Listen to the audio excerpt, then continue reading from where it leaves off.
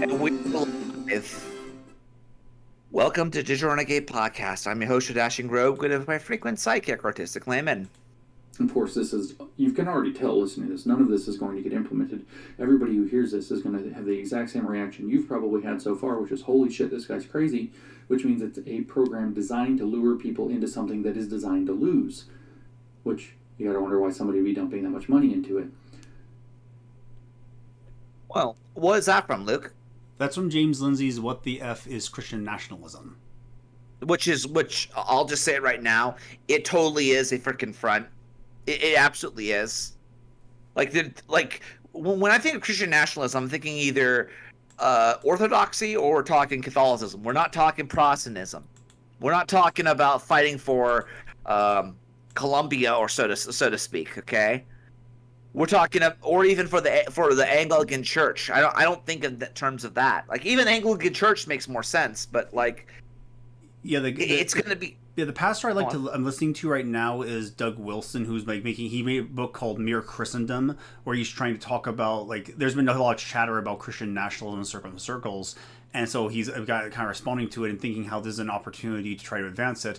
But what's really annoying is that the best thing you could say about Christian nationalism is that's a mindset that Christians can have in the liberal democratic process. The worst thing you can say is that's socialism for Christians, and that's bad. Yeah. Bad. Yeah, it is bad. It absolutely is bad. Especially since socialism only works it only works until you run out of other people's money, right? Oh, it works when all the non-socialists don't exist.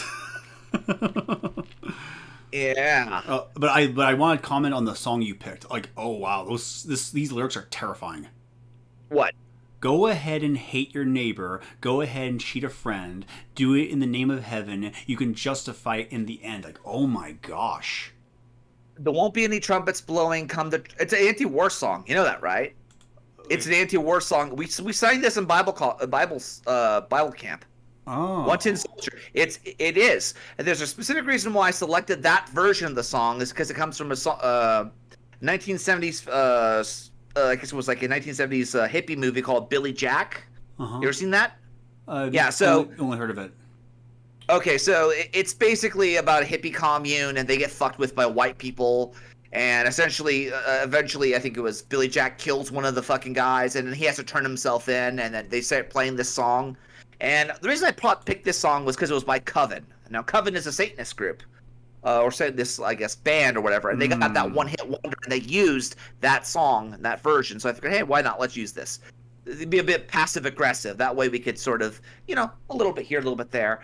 Wolfwind says, Doug is looking to gather power. Who's Doug? Doug Wilson. He's the Christian pastor I was referencing.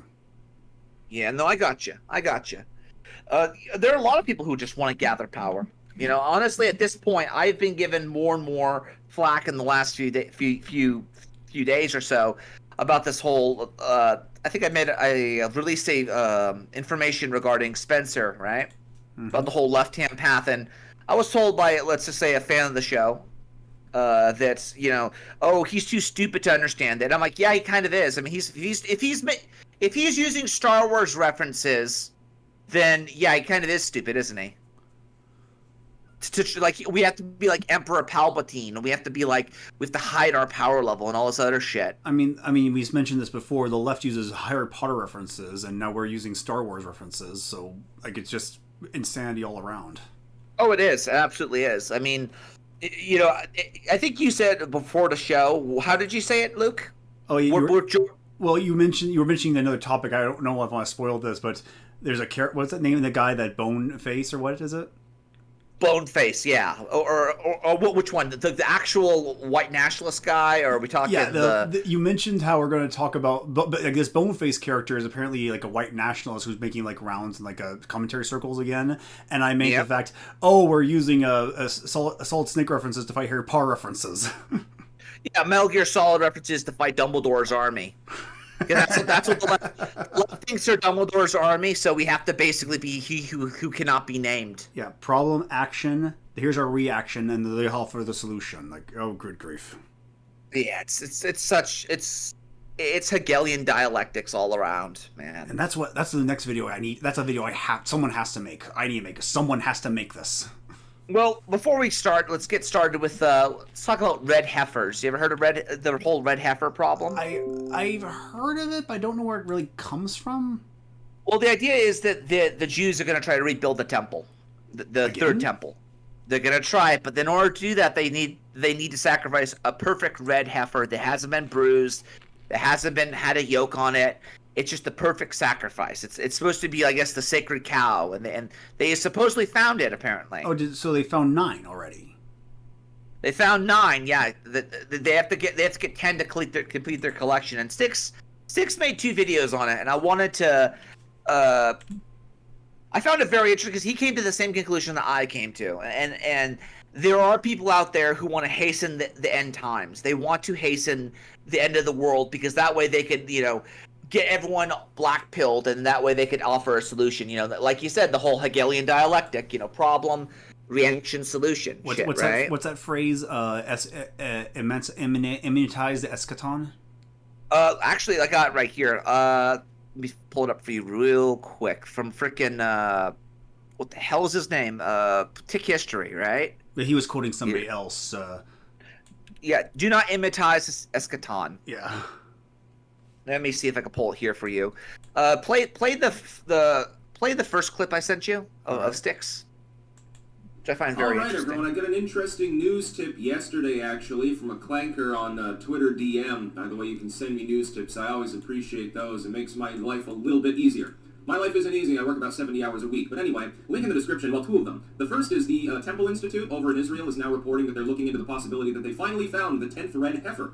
The second link is to a video I made in 2014, which details the entirety of the basic premise of this prophecy, its religious significance, and why offering a red heifer, while I don't believe that it causes the Messiah to come out of the sky and lead the world into the Golden Age, or according to Islam, it could be Dajjal, which it could be, not the Antichrist, but the Great Deceiver, basically a doppelganger of the devil incarnate in physical form. It's close to the idea of an Antichrist, at least. The Deceiver, the Destroyer, basically. While I don't worry about that, I don't actually think that there is an Antichrist coming. If anything, there are a dozen of them in D.C. right now anyway, so we're suffering enough, I think. The God of Abraham, Isaac, and Jacob has an odd sense of humor, incepting some of the forms of God.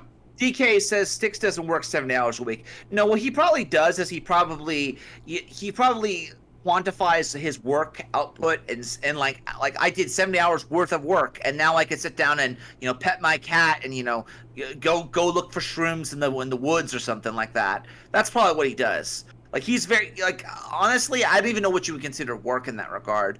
Wolfwind Pepper says, how do you force God's hand and bring forth the end exactly? Well, by basically getting people to kill themselves. Because the world ends when you do, right? And if you turn the entire world into a nuclear hellscape because you're so scared that you're convinced that it's the end of the world, well, you basically never reap the next crop, or sow the next crop, I should say. Why should you? This is the reason why I'm against the traditionalist school of thought, and also the evangelicals who think that the founding of the state of Israel is the same as the nation described in the Bible, right? Yeah, the way they do it is that they know that the end has to have certain details, and they think, oh, well, if we bring those details about, then we'll bring the end about. But the thing is, it never works that way. It never ever works. Let's cold read ourselves into Armageddon, basically. No, God decides when the end comes. I mean, Jesus warns you, it is not for you to know, only the Father knows. Yep. And I'm not telling you. Yep. Sticks counts all his productivity work, including YouTube. Probably. I mean, honestly, I don't count this. But although when you're a content creator, it is technically work. Well, as long as if you make some shekels or super chats, then even the IRS will tell you it's work. And when the IRS tells you it's work, you damn well acknowledge it's work, right? But in the second video I sent you, about 10 minutes in, I'd say. Wow, this is an old video. This is classic Sticky Man. This is back when he was hanging out with the bird, and he didn't have a wife. And I guess he hung out with the bird on the side now, because instead of hanging, I don't know, why does his wife even let him hang out with Stolas? Well, you already know that it's a drug-addicted fucking bird. We've seen Hell of a Boss, right? Now, granted, that's a modern interpretation, a more secular interpretation of Stolas.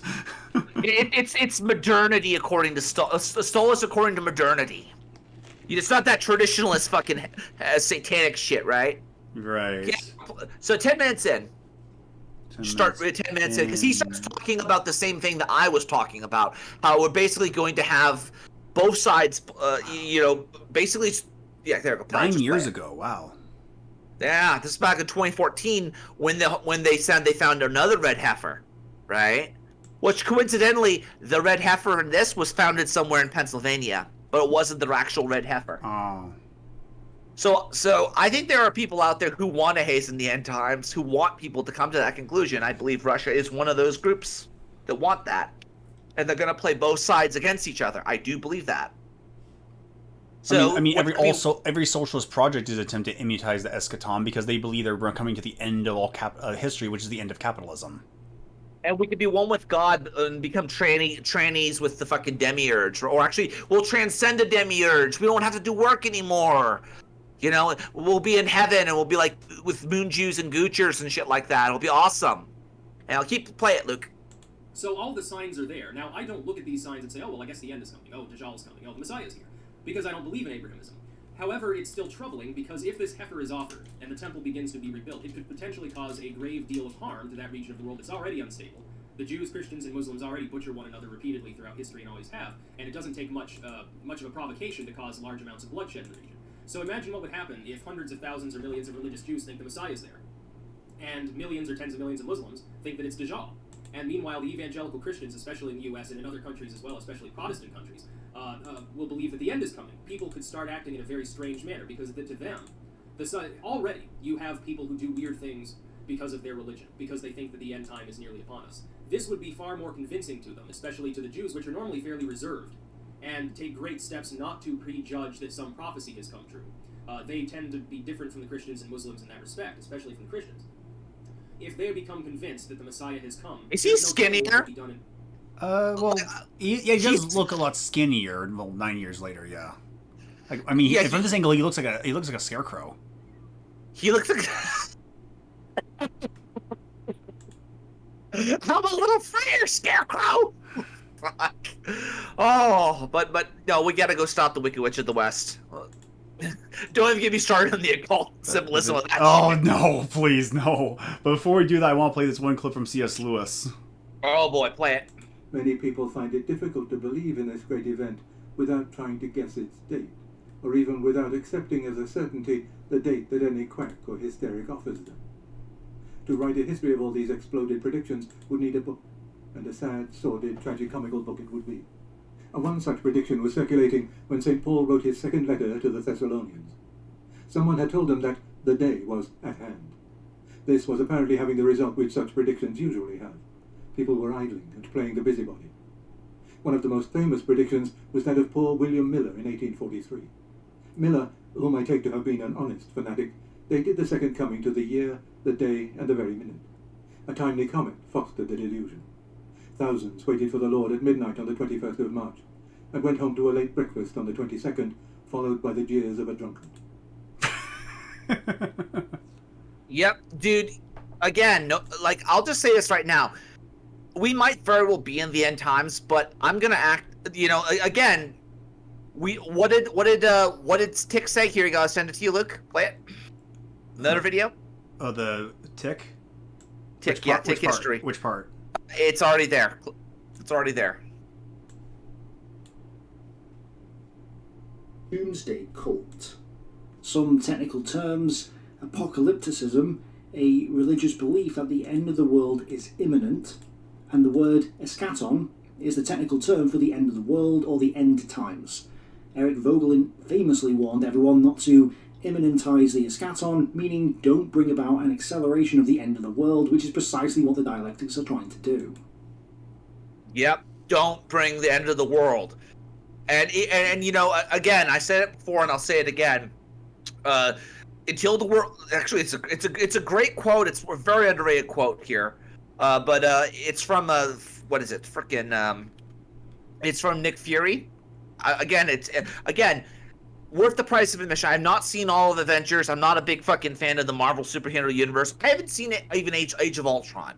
I haven't watched Age of Ultron. I haven't seen the Endgame or Infinity War.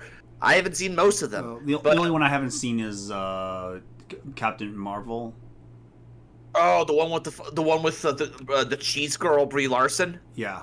Oh, but play the clip, Luke. Sir, is that really a priority right now? Until such time as the world ends, we will act as though it intends to spin on. Yep, that's what we do. We don't, even because here's the thing.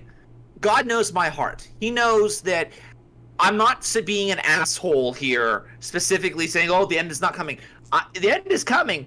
We just don't know when, and I'm skeptical, and I will fucking play devil's advocate, no pun intended, to basically stop people from being taken advantage of by charlatans.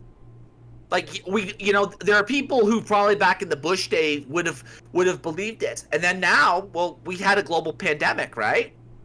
We had we literally have fucking Nazis running around in the streets. Oh, Seth MacFarlane's Family Guy joke. He one of the first musical numbers. You have a lot to, when he says a lot to see. He shows a picture of Brian as a soothsayer. No one really knows, my dear lady friend, how it's all going to end. And one of his cards was George W. Bush.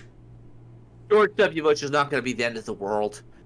Biden will be the end of the world. I think it's what is that phrase? New news, just old news happening to new people. And the old people need to tell the young people, look, it's not going to happen that way. Trust me, it's not going to happen that way. I know you're in the moment, but the thing is, this moment will pass like all the other ones. Let me just say this about the whole scenario with what the hell's his name? Stolas, right? Oh yeah. Stolas is basically the bird from Hell of a Boss. Yeah. That's all you need to know. He's the bird from Hell of a Boss. He's the bird that's like having extramarital relationships with an imp, I believe. I don't know. I personally think Hell of a Boss is probably the closest thing that actually hell looks like. I mean, it's better than Dante, because Dante at least put his he had a bunch of biases and shit. Mm-hmm. What's up? Oh, keep going. What were you saying? I was trying to find the ideal clip with Stolas in it.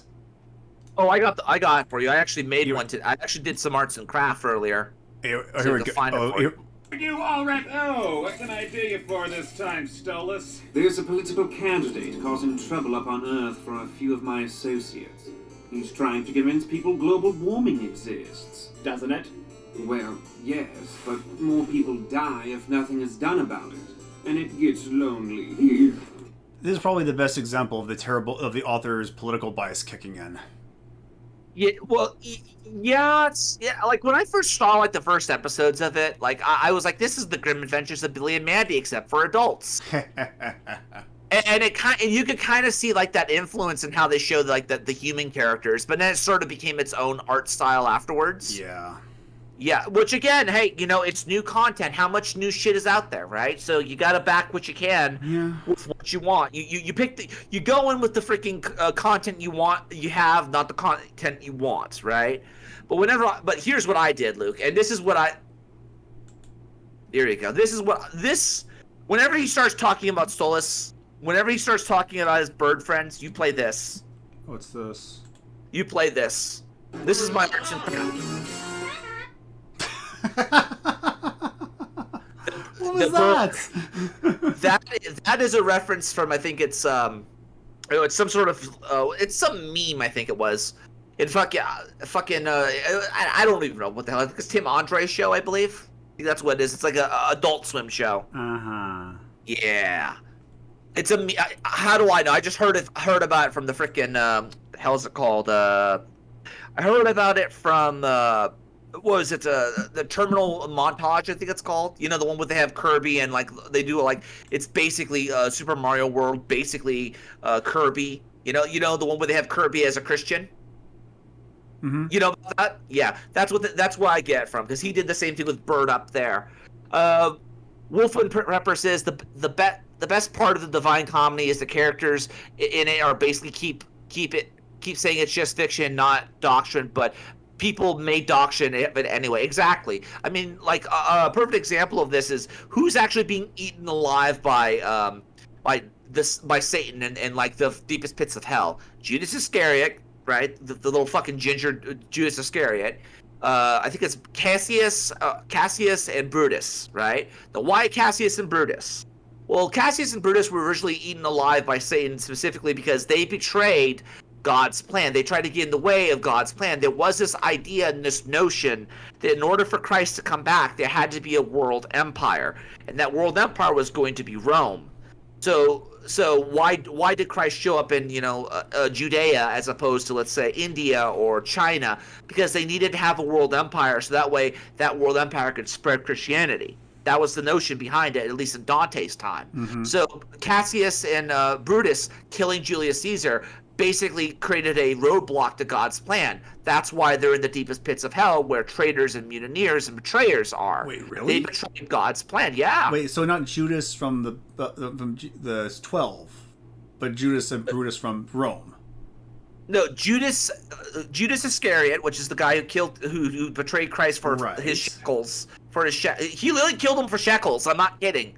He did the most stereotypical thing you could. He betrayed Christ. He literally is a logos killer, and he did it for fucking shekels. I'm not even joking.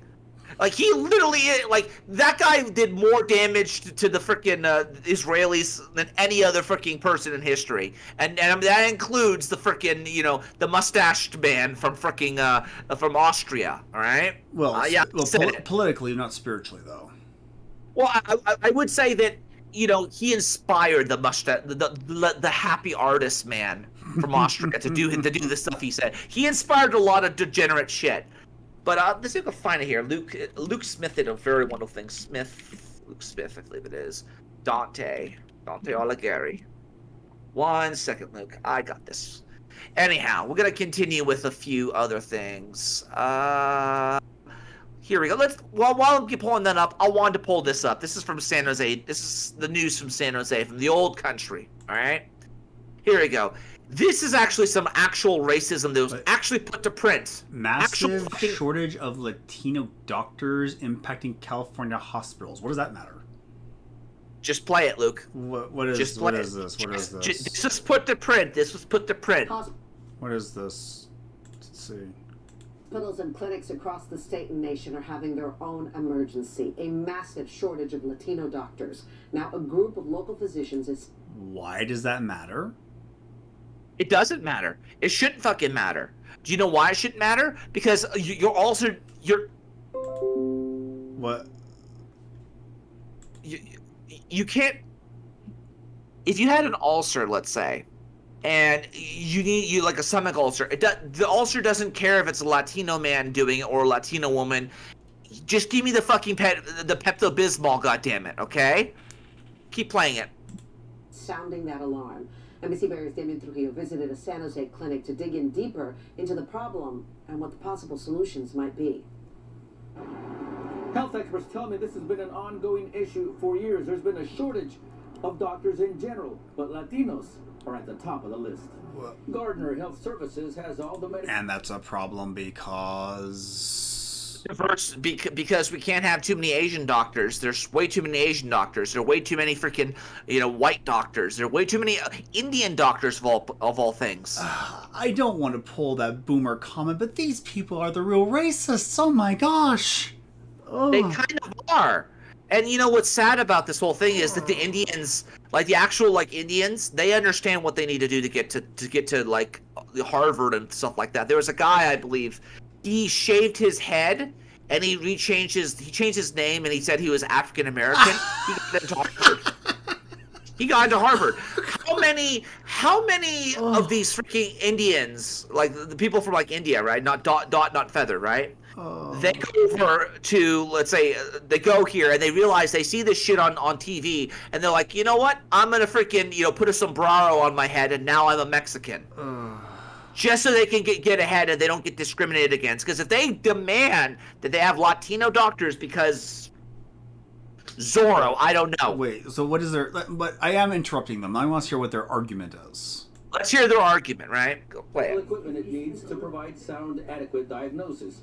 But it's lacking a key component. Enough Latino doctors to serve its largely Latino patients. It is a challenge. Raimundo Espinosa is CEO.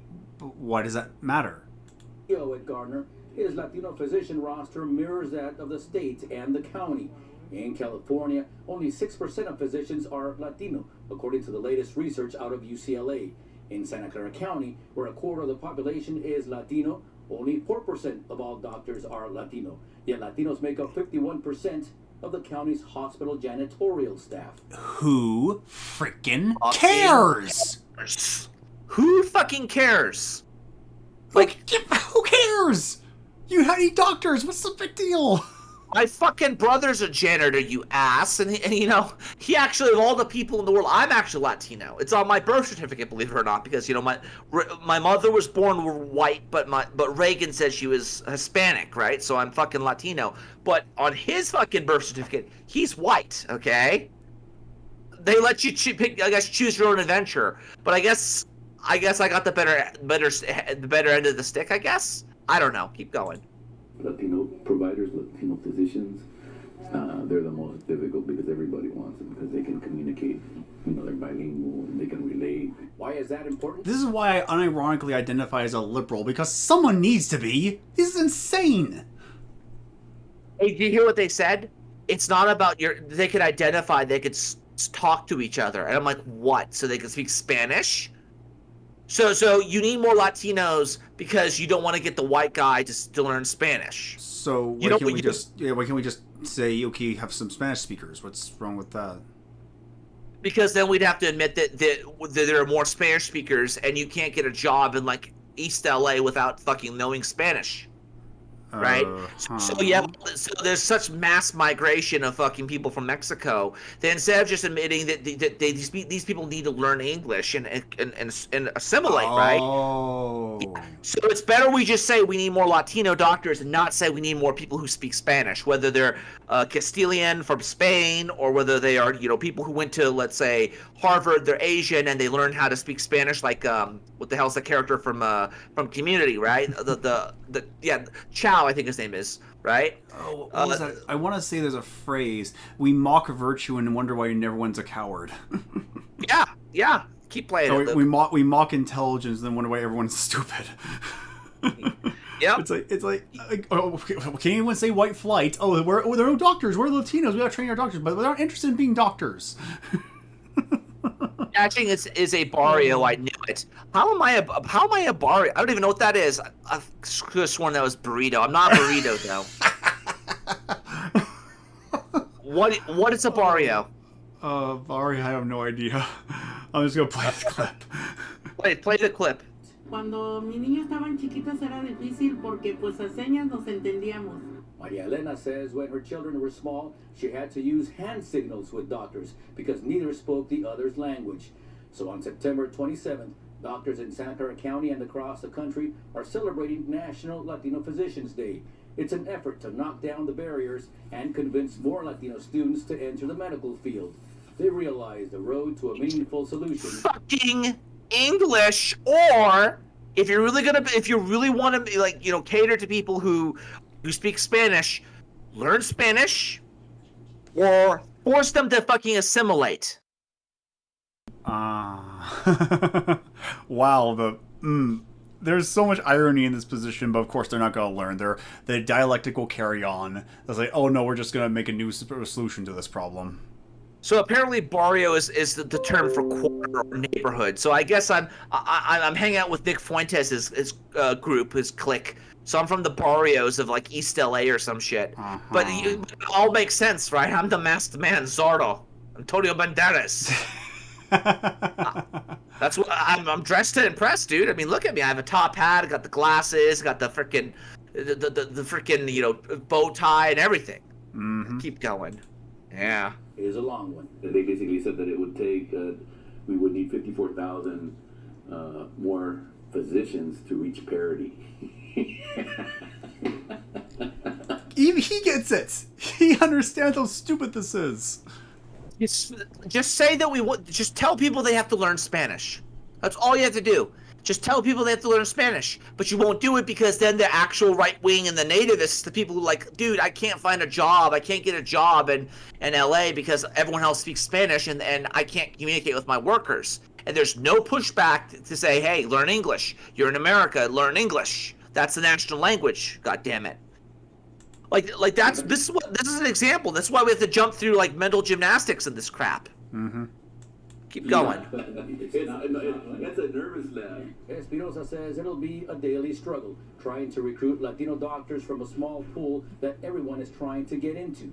But considering what's at stake, everyone understands the importance of overcoming that struggle. You made your bed, now sleep in it. Ugh. Well, here's the problem with that. The beds were made for you by the Latino nurses, and now white people and everyone else who integrated, including the Latinos who don't even speak Spanish, who were born and raised here, who only know English, right? They're suffering now. Because now they're going to be forced to have, like, you know, not just racial parity, but they're going to force people to have bilingual parity. Why can't they just hire like Spanish speakers as translators? That'd be a great boon. You don't even have to. There you go. Like, you don't even have to give them. You don't even have to hire freaking people who speak Vietnamese. You just get a translator. Just get a translator to do it. You don't have to there'll be little like I know they're probably not real, but they're these nice little audio tools that can translate English into another language. I have one. It's called a Time Kettle. Oh, cool. I have a Time Kettle M2, which is basically a universal translator, but sucks. It's getting better. There's like the Time Kettle, I think Mark III, I believe now, which is actually really, really good from what I understand, but it's like $200, $300. So like, give me $200, $300 for Nightmare Bellum. I'd rather have that than before I have like another universal translator that may or may not work properly. But I sent you another link, Luke.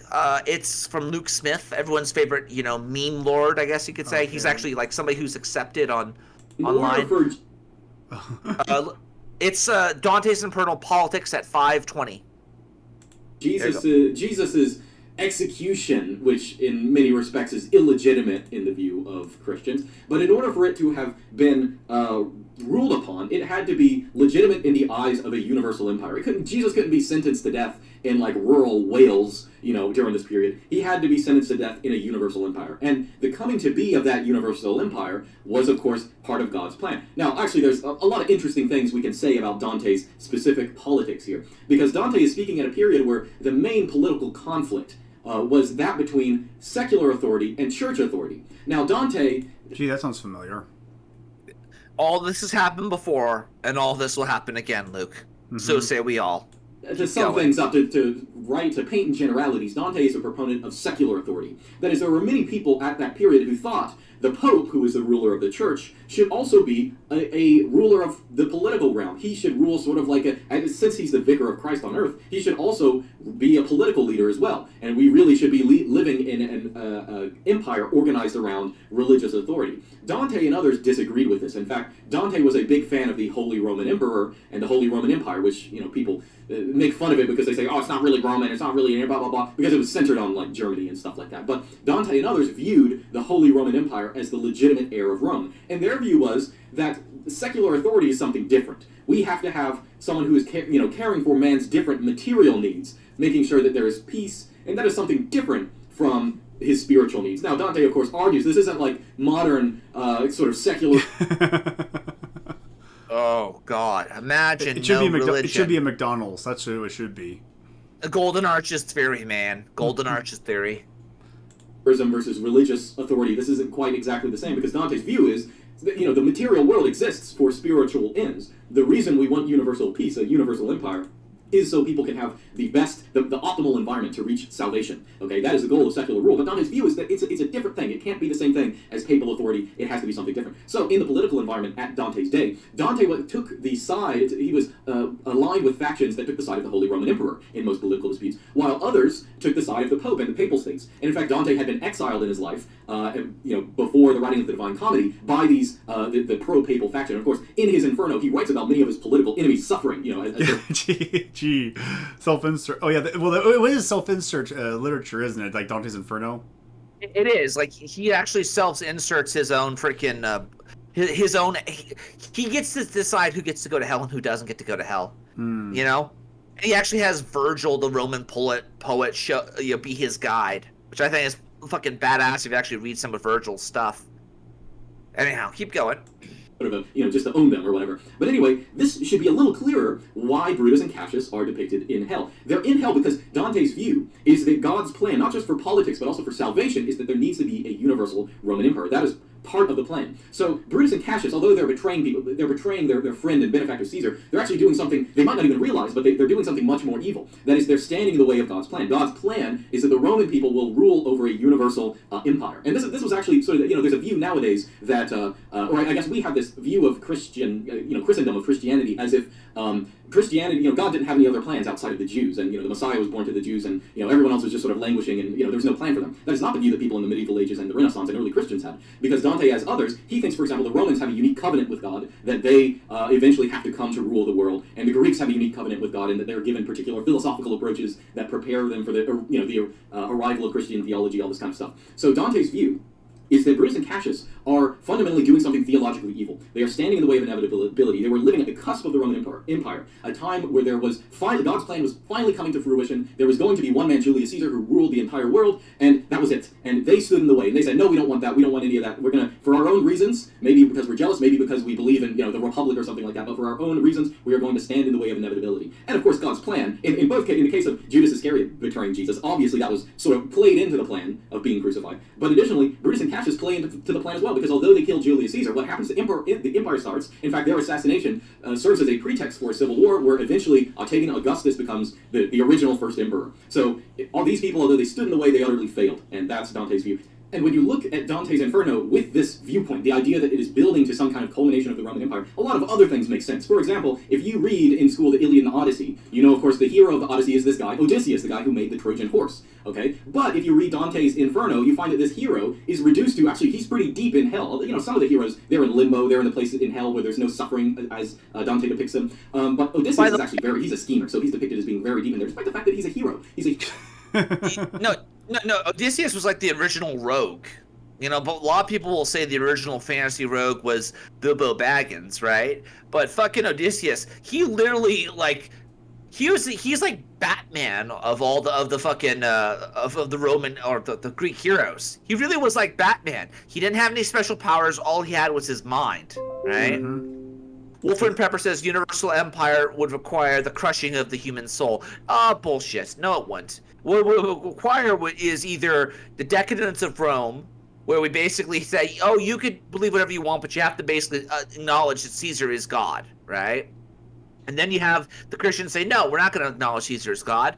There's only one God, and that's Jesus Christ, and we're willing to die for it, and we're willing to lay down our lives, and that's what had to happen. We had to we had to have circumstances in which people like Stephen would die, all right?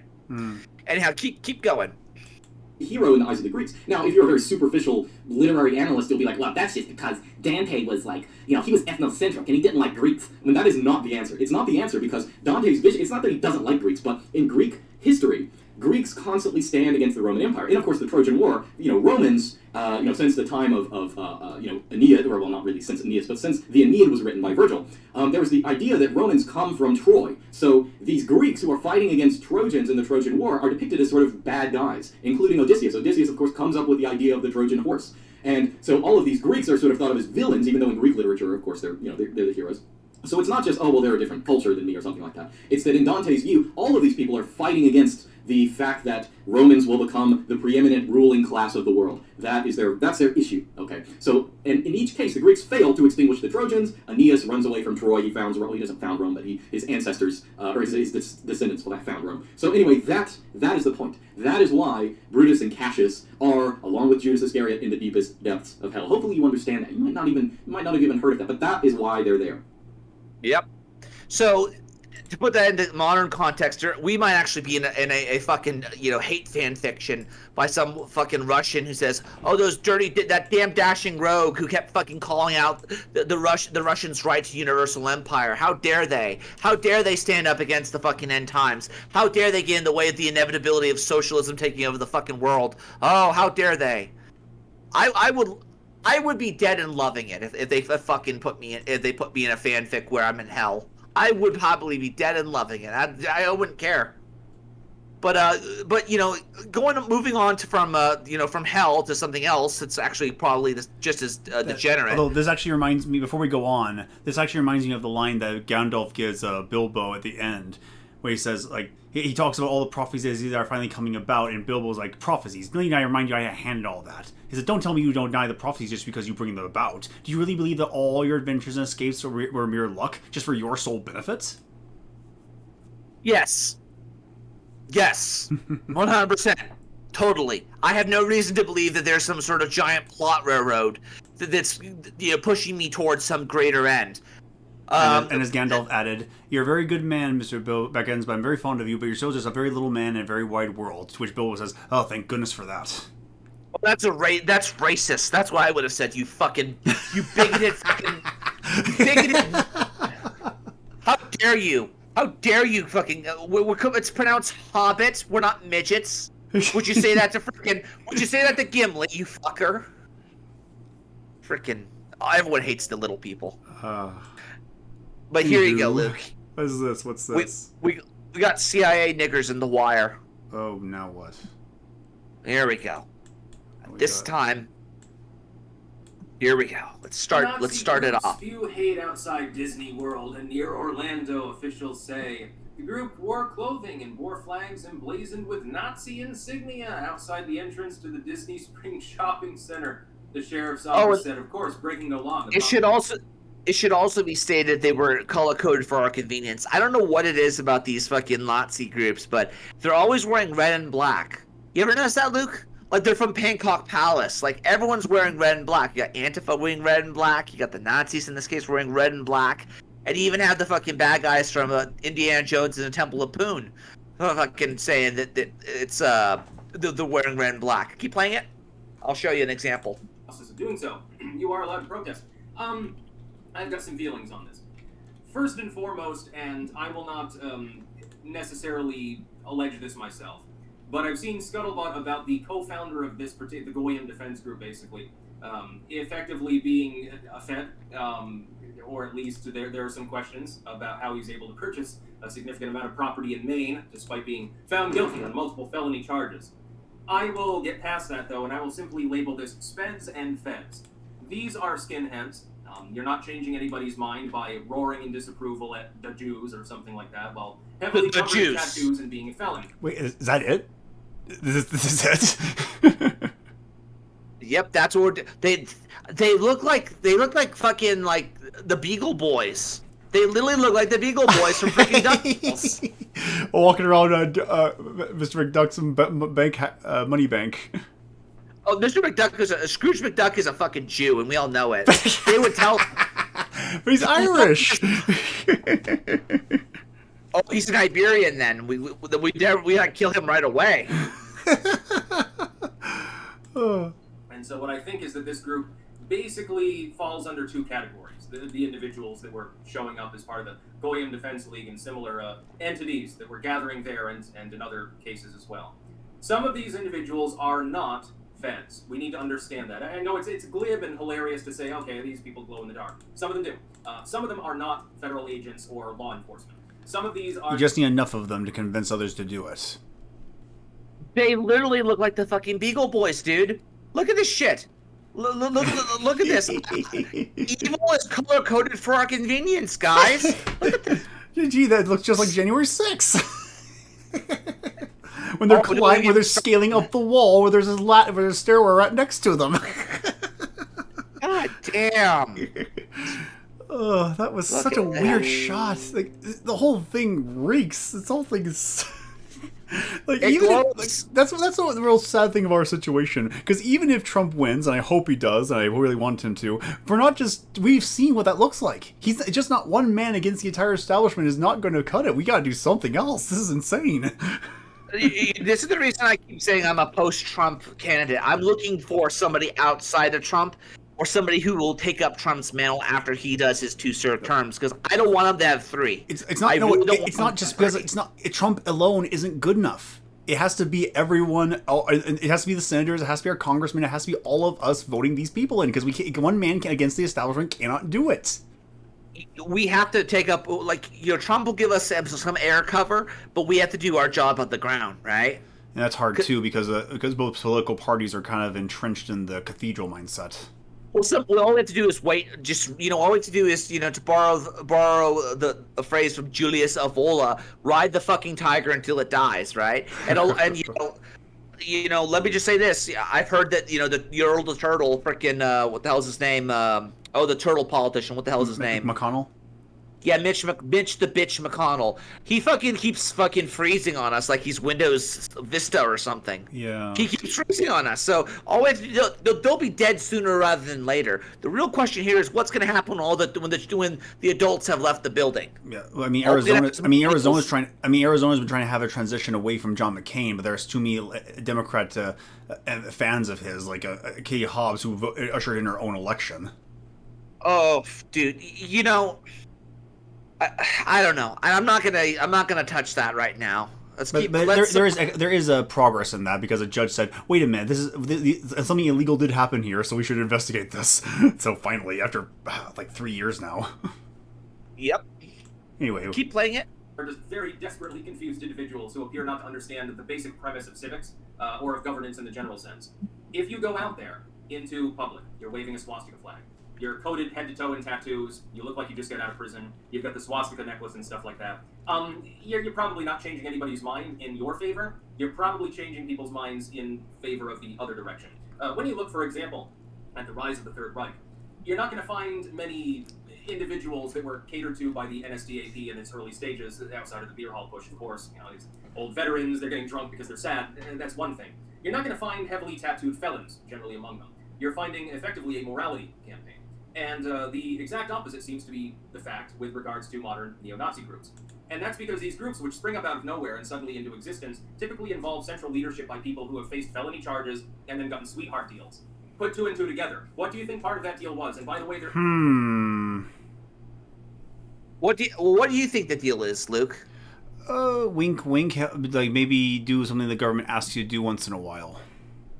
You will fulfill our end of the bargain. You will do what we tell you to do at this time, at this place. But again, evil is color-coded, dude. I keep telling you, evil is fucking color-coded. Like, just stay away from the red and black fuckers. Stay away from them. Like, no matter what they wear, it's like, come on, man.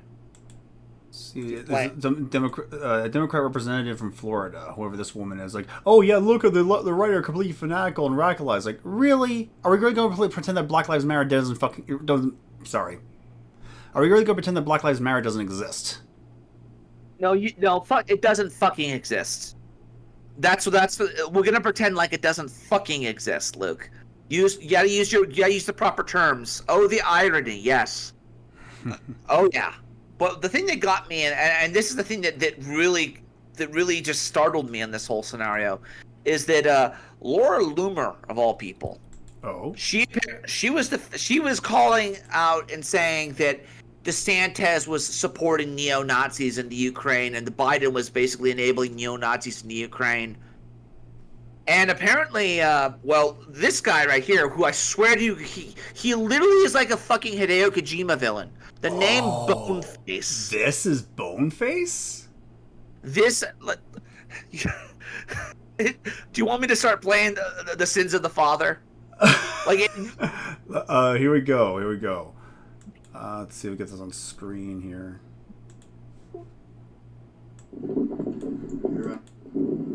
Esto Boneface, suka. Here I am. Middle of the ocean. Hanging the fuck out. Why? Because I fucking do what I want, that's why. Fucking Boneface. He calls himself Boneface.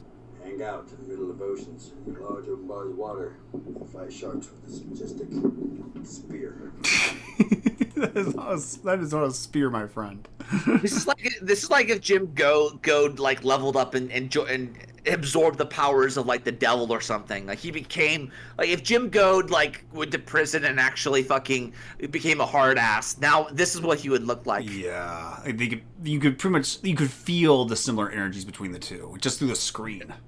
And remember, red, color coded for our convenience. Ah, yes. Ugh. Yeah. So anyway, Slava Ukraine appears to be that we are coming upon the looks like he's a dragon. Fucker looks like a dragon. Like you ever seen that one video of like, I guess it's like some occult guy. He has like all these satanic tattoos. He has like horns and shit, like body modified to hell. He looks like an SJW almost. Oh, there are videos of people who have modified their bodies to be dragons. I bet they are. And then they live off of welfare because they can't find jobs. I mean, this guy ain't gonna find a job.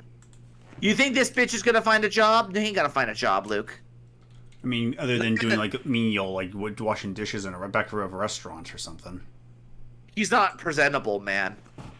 You'd have to work in a back room. Well, he'd be the lord of the backrooms, mate. DK, I'm 33 and I'm looking better than Anna Escamaria, who is the same age. Oh, okay, that's awesome. Right on. I'm almost 33 myself, mate. Here you go. Here's another one for you, Luke. This is actually one that, let's see. Here we go. This is the documentary of the Blood Tribe. Now, there is one guy in here that I want to keep an eye on real quick. You should, Wolfram says, you should know, Dashing, that animal people work in IT. Animal people? I don't know what the hell is an animal people. Like otherkin? Oh yeah, otherkin, yeah. Fucking furries, I know that. I mean, I got fired by one once. I guess I gave him too many freaking, I grabbed his tail. I scruffed him the wrong way. Yeah, but you ever notice how these otherkin always have cool animals and never like basic animals like beetles or worms? Yeah, I know what you mean. But again, this guy is like a fucking. Like, here you go, Luke. What is this? Like, tell me if this guy doesn't look like a fucking Metal Gear villain. Look at this. Just play this in the background. What took you so long?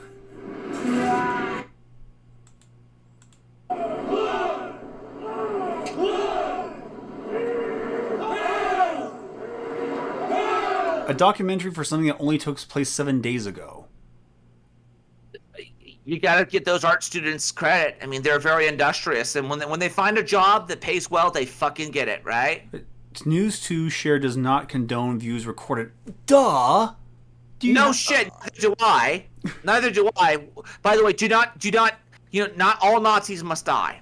That's just the way it goes. Like, but again, red. Why are they wearing red? Red and black. They're like fucking Mumra from fucking not Mumra. Molra from fucking. These people actually think that they think that reality works like a video game. Like they're color coded for our identification. Like that's not how the real world works. Let's see if I can find it here. And the Nazis were able to do that in color code because they were a political movement with a military focus. Here you go. Here we go. Here we go, Luke. Play this one in the background.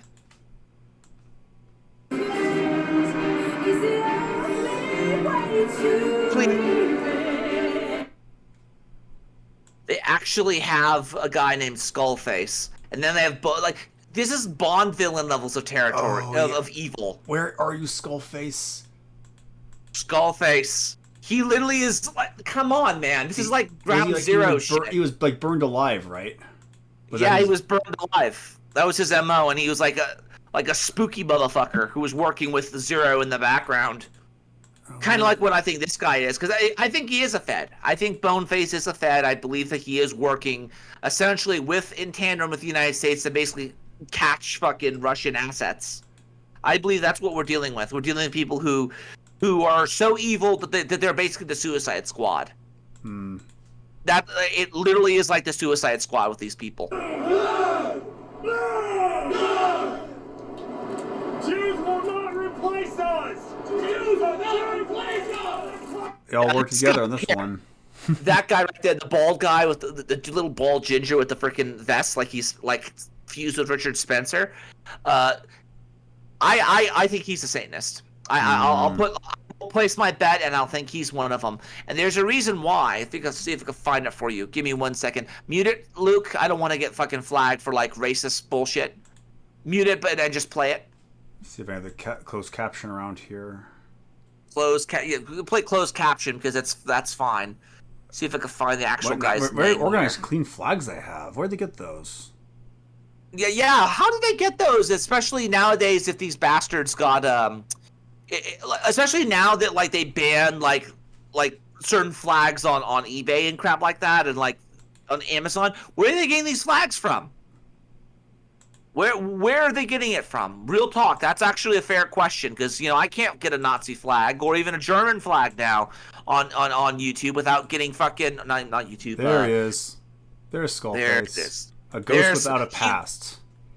He's a Fed, all right. He glows in the dark though. Still, we all know that. He's a glow in the dark CIA motherfucker. Look at this, and apparently, let's see if I can find it here. Laura Loomer. Oh, is there skull? Oh, there. Well, look at all those tattoos, dude.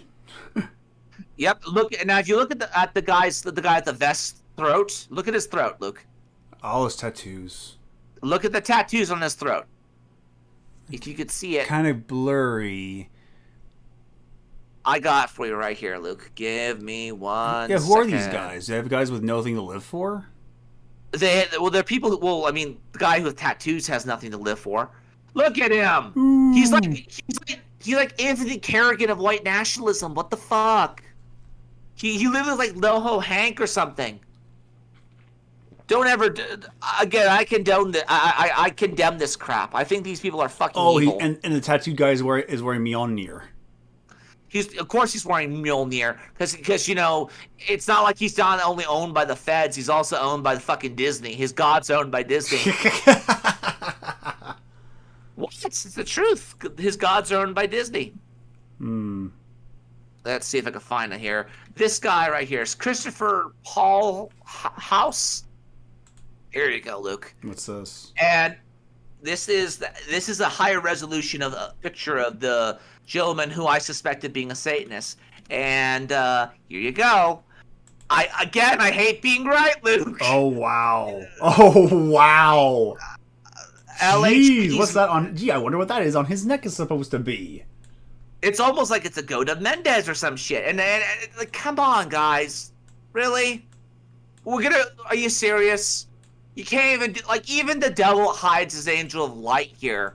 You guys are literally just fucking demons running operating in the AO. I mean, what the fuck? Natural law is not truth and law. Natural law is truth and law. That's what it is. Does that mean we can only call Richard Spencer a man of the left-hand path if he has a goat tattoo on him? No, well, he actually talked about it. He actually talked about how he wants to hide his power level like Emperor Palpatine. And that's like some Harry Potter levels of fucking left-hand pathery. This guy actually has the balls to actually put that shit on his fucking throat. Like, what are these people doing? Are they just what is their purpose here?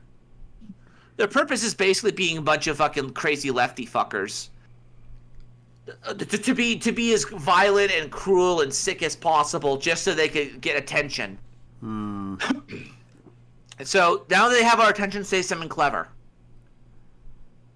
Yeah, they're not doing any good, but they're feeling good. Well, they're not sending us their best, are they? They're not sending their best, are they? So if Antifa shows up, how will we identify? No, we don't need to identify them. We just fucking mow them all down. Kill them all. Let God sort them out. God knows who's on his side.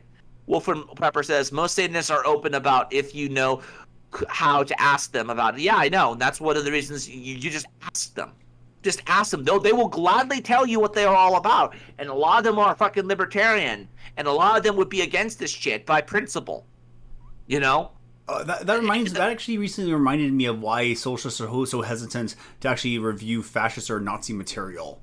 Because it's weird. Like, they always say, oh, you can't trust everything they say. They're lying about what they say, but that's where they're the most honest. But then it occurred to me, oh right, all people criticizing them are socialists because if anyone reads fascist or Nazi literature, they're going to know, hey, these guys sound awful like socialists.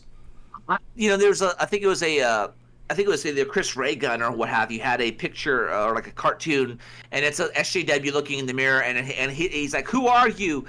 And it's the SJW as a Nazi saying, "I'm you if I was more honest." Yeah. But this guy, he's trying to introduce himself. He's a man of wealth and taste, He's been around for many long years, stealing many man's soul and faith, and also their work potential. And who are they jeering this woman for? Oh, I think that's Laura Loomer. No, it's not Laura Loomer. She has a bigger she's bigger than that. She has a bigger snout, if that makes any sense. Let's see if I can find it here. Because even Ralph actually. Let's see if I can hear her talking about the chance. Oh, there's someone is Laura. We're not voting Trump, Laura. Oh, what was that? We're not.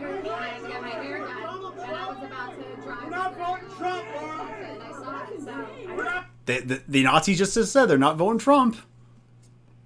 Which is great because guess what? That means you're going to be left behind in the dustbin of history. But what is interesting, and the reason I bring this up and why I'm very concerned, I guess, here you go. I sent you another link, Luke, because Ralph Amell, the Ralph Amell of all, the fucking rage pig himself, he interviewed Boneface, which just gives you another example why we don't trust Ralph at face value. Where do we interview him? Like right here? He's just play it. Again, link in the description. I don't want to take all of Ralph's views, just a few of it, but he actually has him on. He actually shows on. Where are you? He's right. I could have sworn I just saw him click on. Oh, here he is. There he is. So short on which, I went in there not really understanding the demographics of Ukraine or its ongoing historical problems with the Novorussians and so on and so forth. So by the time I actually got up in there, found out first quarter what that was like. So that's pretty much that. Obviously, I've always known Ukraine existed as a fucking nation, so I'm not like retarded. He actually can point to it on a map because that's like apparently I guess a litmus test to see if you actually know your geopolitics. But apparently, Laura Loomer lied about this guy. Oh. Yeah, she lied. Laura Loomer was lying about Skullface being. She shopped Skullface into, I think that's one of the Azov Battalion characters. She lied. And what's sad about this is that I actually like Laura Loomer, and you're making me have to side with these type of fuckers. At least in the sense that they're when you lie, I catch you in the lie. I have to side with the people who know the truth. And apparently, she was trying to make it so that apparently Skullface here. Here you go. Here's one for you. Here's a picture of the actual. I don't know. Part of me thinks that this is getting way too much like Ground Zero, and the last this last week or so, I got called out twice before going crazy with this whole left-hand path crap by two different people who I respect in this regard. But even then, who knows? Maybe I'll go into a coma and lose an arm and a leg, and then I'll fucking I'll be with Luke and we'll plot a course for Afghanistan. We'll build a freaking private army again. We'll hunt down Skullface because that's the plot railroad that's set up for us by the Demiurge. I don't know. But again, I just find it very interesting that the people who are actively trying to fuck with this are lying and saying, oh, Biden's supporting Nazis. Biden's doing this. Like, Biden hasn't said anything about these people. Trump hasn't said shit either. In fact, these guys are probably agent provocateurs. I don't trust them. I don't trust them one bit. And let's see, this guy has a shotgun. He has a freaking AK with a PSO. I can get why Biden doesn't talk about them because he has too much invested in Ukraine. But no one talks. The only people I know who talk about the Nazis of the Ukraine are like the leftists on the internet. Yeah, exactly. Like fucking Kayla Malpin and like, oh my god, guys, they're actually supporting Nazis. Oh no. Or even Jimmy Dore. Jimmy Dore. What do you know about Jimmy Dore? Show me a Jimmy Dore talking about the Nazis in the Ukraine. Oh, but he just refers to it all the time. Like he thinks that something. He says something to the effect of, "Oh, you're unironically supporting Nazis from Ukraine." Let's see if I can find it. I'll find it. Keep going. Yeah, no, like the thing that gets me about this whole thing is that again, I think it's a bit more complex because the same thing that the Germans in World War II said about America is that we are a bunch of gangsters. And our armed forces are a bunch of gangsters and whatnot. Now it has been noted that we have found Crips and Bloods and like Norteño and Sereno, like actual gangsters, right? Tagging places in Afghanistan and Iraq. They actually like tag like certain areas So it's not beyond the scale to actually say that there might be some white nationalists and some Nazis in Ukrainian armed forces, but there are probably some in American armed forces as well. Just because you're drawing from such a giant, diverse pool of people. Yeah, all the criticisms were there, but this is like Stephen King praises Ukraine Nazis, New York Chant supports Nazis in Ukraine, Jewish group endorses Nazis in Ukraine. Well, let me just say this: I don't like the Nazis in Ukraine. And I wouldn't work with them, but at the same time, if they're gonna kill like the Eurasianists and they're gonna like actually try to stop the fucking Russians, hey, whatever, mate. Here's the most recent one. He's not. This is not Jimmy Dore himself, but someone who's probably a fan of it. Harry Potter and Han Solo are like Ukraine neo-Nazis, says NATO. Well, I mean, they both have the broom handle, right? The gun that Razorfist uses. Mm-hmm. I'm just saying, they're both using the Mauser broom handle. They're the type of people who have magical thinking when it comes to firearms. Even Barack Obama. Barack Obama administration voted against UN anti-Nazi resolution. So Wolfer and Pepper are saying they are Biden supporters, apparently, which I think that in that case they're probably Russian assets in that regard. Just like Richard Spencer, huh? Yep, just like Richard Spencer, exactly. And let's see if I can find the actual clip here. If I can find the actual clip, because it's an old clip. It's from what the hell's his name? Tim Pool. See if I can find. It's an old clip. Give me 1 second. I could find it for you. 1 second. Man, I have a lot of freaking information here. 1 second. Jeez, where is it? Let's see. Cam here. Where is it? I'm sorry, guys, about the freaking. Okay, here we go. Well, here's a new talking point. Apparently, Sigmund Freud was paid by Big Pharma to push cocaine. Really? Well, according to Jimmy Doris, I don't know. Here we go. Here it is. Play this. What's this? This is from Tim Did Pool. the Russians meddle in the U.S. election? I would say it goes beyond the elections. I believe they're meddling in our culture and society. Now, to what degree? That's a good question. How effective? It's another good question. But I think it's fair to point out, in all likelihood, it's true. Whatever your political, left, right, whatever, it's likely that Russia is doing this. Why? Because we literally do the same thing in the U.S., and so do many other countries. What's interesting, however, is that the culture war may have been exacerbated by Russians trying to make people fight each other. The story from NBC News. Russian documents reveal desire to sow racial discord and violence in the U.S. Revelations come as U.S. intel agencies have warned of probable Russian meddling in the 2020 election. Of course. But I'll say this. Full stop, NBC. When are you going to call out Al Jazeera? They're mad at Russians for making counter rallies of promoting Black Lives Matter as well as, pro-Trump stuff and Blue Lives Matter. But no one ever calls out Al Jazeera, which is funded very heavily by the Qatari government and produces the exact same content. The story from NBC reads, Russians who were linked to interference in the 2016 U.S. election discussed ambitious plans to stoke unrest and even violence inside the U.S. as recently as 2018, according to documents reviewed by NBC News. The documents, communications between associates of Yevgeny Prigozhin, a Kremlin-linked oligarch, indicated in Prigozhin, fucking Russian John Goodman. Yeah, the guy who joined the Mile High Club, right? Mm-hmm. Fucking Rocket Man. So he was apparently in on it. So now he's dead. So I wonder what the hell's going on now, huh? Let's keep going. Play it. Previous influence operations against the U.S. laid out a new plot to manipulate and radicalize African Americans. That's what we've known. And so it's kind of scary to me when you see people who exploit this and make a living off it. People like Sean King, for instance, who rally and get behind Black Lives Matter when they're being radicalized by Russia to create racial tensions in this country. I think it's working.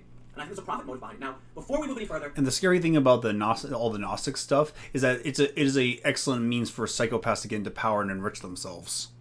Yep. And 3 minutes in, skip ahead because let's be frank, Tim Cast, that was back when Tim was actually watchable and didn't just give you a heart attack. Here we go. Play it. Donald Trump's election had deepened conflicts in American society and suggested that, if successful, the Influence Project would undermine the country's territorial integrity and military and economic potential. The revelations come as U.S. intelligence agencies have warned of probable Russian meddling in the 2020 election. The documents contain proposals for several ways to further exacerbate racial discord in the future, including a suggestion to recruit African Americans and transport them to camps in Africa for combat prep and training in sabotage. What? This is NBC reporting this? Those recruits would then be sent back to America to foment violence and work to establish a pan-African state in the South, particularly in South Carolina, Georgia, Alabama, Mississippi, Louisiana. Okay, hold on. I can get behind the idea there's a bunch of Russians posting memes that are trying to enrage people to make them fight. But NBC, you really want me to believe that they wanted to send African Americans to Africa for sabotage training and then create a pan-African state in the South? I think that sounds absolutely insane, NBC, but hey, I'll take your word for it. You're verified by NewsGuard, and you're considered establishment mainstream media who seems to know what they're talking about, though they didn't verify the documents. There is no indication that the plan, which is light on details, was ever put into action, but it offers a fresh example of the mindset around Russian efforts to sow discord in the U.S. The blueprint, entitled Development Strategy of a Pan-African State on U.S. Territory, floated the idea of enlisting poor, formerly incarcerated African Americans who have experience in organized crime groups as well as members of radical black movements for participation in civil disobedience actions. The goal was to destabilize the internal situation in the U.S. Frank Figliucci, a former assistant director of counterintelligence at the FBI and an NBC News contributor who reviewed the documents, said they offer a warning to the U.S. I also want to point something out before we go on with this really insane conspiracy theory. There seems to be a lot of former intel people who work for the mainstream media, be it CNN, ABC, NBC. It's really weird. You know, if you follow people like Michael Tracy and Glenn Greenwald, they highlight this kind of issue a lot because these people are cheered. So who cares? So who gives a fuck? Who cares? Trust but verify. Seriously, like, they're not going to stab you in the back. Trust but verify. You're supposed to do that. Doesn't matter if they come from the FBI, NSA, whatever. It doesn't actually matter. What does matter is the fact that there are people out there who are trying to basically start, you know, race wars. And I believe that this blood tribe people, I think they are Russian assets. I do believe that. I believe that they are either working either overtly to try to find people who are actively trying to do this type of crap and basically, you know, get them and catch them. Let's see. One of the 13 Russians indicated by Mueller. Let's see. But yeah, that's what I believe is going on. I do believe that Florida is going to be a hotbed for a lot of this racial tension. A lot of the South is going to be a hotbed for this racial tension, sadly. And it's going to be egged on by the fucking Russians, I guarantee you. Mm-hmm. Now, the real question here is, can we trust the feds? Because I really don't. I trust that the feds have America's interests at heart, but they don't have your interests at heart. They don't have you. You are literally just a cell in the organism that is the state to these people. Yeah, very Hamiltonian of them. Yeah, it sucks, doesn't it, Luke? It really does, especially since, again, going back to, let's see if I can find it here, another clip of it. When they're talking about how the goal of the Russians is to basically sow as much political discord in the United States so that way that we don't support and we don't reinforce NATO. That's what they're trying to do. So when the Nazis are actually saying, we like Biden, we like him, it's designed to get people to not like Biden by association. I guarantee you of this. Anyhow. So it's not that they're for Biden, but they're for everything Biden's pushing for. No, they're not against. No, look, they're for Biden, but only in the sense that they Biden is not well liked, so they're trying to poison the well and say that Biden's actually working with Nazis.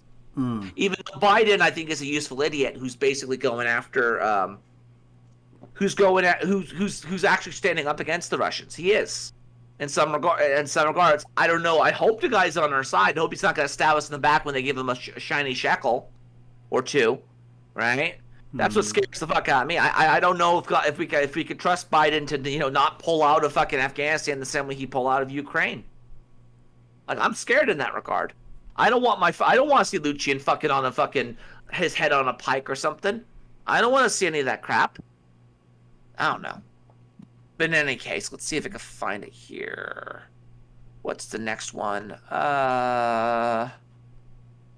Here's another one for you. Here's another example of it. Okay, Luke. And what is Russians. This is more Tim Pool back when he was actually watchable. Back when he was actually alt media instead of alternative mainstream media. Oh wow, this is a long time ago. Yeah, and believe it or not, it was very hard for me to find this shit, man. In manipulation, fake news, bots, because the United States has been doing it for at least 6 years, probably longer. There's an article in The Guardian that talks about how the U.S. has been buying sock puppets, bots, to manipulate people around the world, sending out pro-American propaganda. This article in The Guardian is over 6 years old. So I don't quite understand why everyone seems to be acting like what we're hearing now on CNN and the mainstream media about Russian propaganda and social media manipulation is at all surprising. Not only that, they're acting like we are being slighted, when in reality, we have known the U.S. has been doing literally the same thing for years. I mean, it was revealed. Yeah, he has the same tone as Chris Chappell in this, because he's making pre-record videos. Yep. Yes, he is. Yes, he fucking is. In fact, I don't know, to make this a little bit funny, in the Guardian article, it actually says the discovery that the U.S. military is developing false online personalities known to users of social media as sock puppets could also encourage other governments, private companies, and non-government organizations to do the same. So if we're at least looking at the timeline of when this news was reported to what's happening now, you could reasonably argue that everything we're hearing about from Russian propaganda, ad buying, and all that stuff is simply them following suit. That we knew the U.S. was doing this, and they were inspired and took up the same practice, and are now engaging in the same behaviors. But here's the big breaking news update. We're learning a little bit about the Facebook ads that were bought by the Russians, the Russian troll house, whatever it is. So there were many ads bought, based in Russia. Now, Facebook didn't publicly release that it was bought by the troll house, but it has been reported by the New York Times and some other outlets that this is the Russian troll house linked to the Russian government buying these ads. One of these ads was supporting Black Lives Matter and was targeting Baltimore and Ferguson.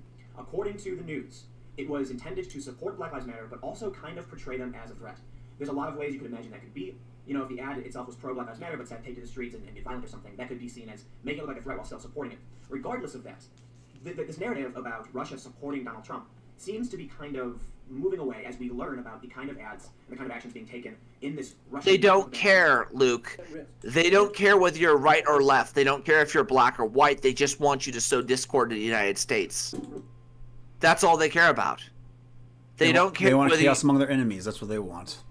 Chaos is a ladder for these people.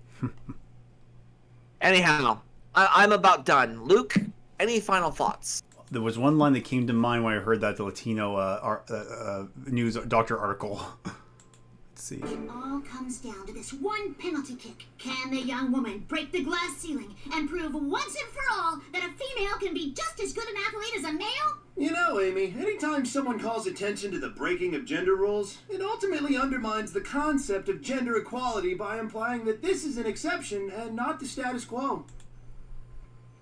What? Just because I'm a meathead doesn't mean I'm not a feminist. Ladies and gentlemen, be good to one another, take care of one another. Remember, saving the West is a side quest. This is the Digital Renegade Podcast.